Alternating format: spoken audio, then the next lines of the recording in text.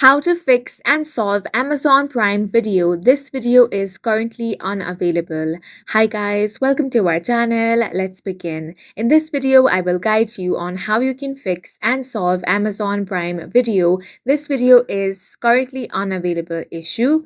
Now, the first thing you want to do here is launch open Play Store or App Store. Now, tap on the search bar and here you want to search for the Prime app. If you find the update button here, tap on that and update the application to the latest version.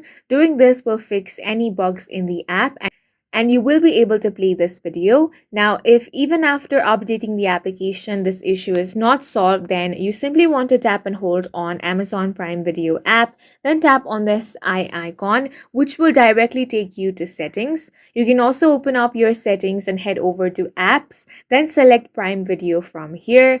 Now, once you get here, tap on the storage option. Here, tap on Clear Cache. Once that is done, you want to open the application and check if your problem has been fixed.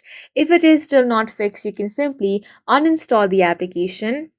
Then you can reinstall the app from Play Store or App Store. After that, you simply want to restart your device and check, and that's it for this video. If you found it helpful, please make sure to hit the like button and subscribe for more videos like this.